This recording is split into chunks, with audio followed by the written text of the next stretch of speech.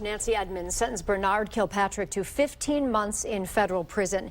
In addition to the prison time, the father of former Detroit Mayor Kwame Kilpatrick will have to pay just over $62,000 in restitution. His sentence won't begin until January 1st. And joining us now is 7 legal analyst Tom Cranmer. And Tom, you've been with us for each piece of this puzzle. Is this the final piece, and what do you make of today? Well, it's another chapter, but probably not the final piece, because I anticipate that each of the defendants, Kwame Kilpatrick, Bobby Ferguson, and Bernard, will end up appealing both the underlying conviction and probably their sentences as well. How long does that process take? It can go on for years, can't it? It can. It usually doesn't quite go on that long. I would anticipate that maybe the final chapter will be in about 18 months or so when we get a decision from what they call the Sixth Circuit Court of Appeals, which is where their appeal will go.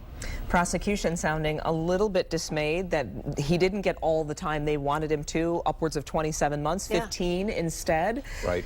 What are your thoughts on that? Well, Glenda, with federal sentences, we always start with the guidelines, and the guideline range that the judge determined for Mr. Kilpatrick was actually 15 to 21 months. And so she sentenced him on the low end of the guidelines, and I suppose the question is why?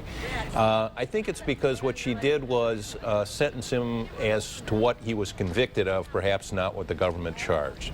She indicated quite clearly in the sentence that she thought that he was part of the racketeering enterprise, but the sentence that she actually gave out ultimately, I think, was a reflection of the one count that he was convicted on, and probably appropriately so. And she actually lowered, too, the guidelines from what the prosecution went in with today. I heard Joanne, that that's exactly right. They wanted a little more, and she dropped them to 15 to 21 and then took the low end.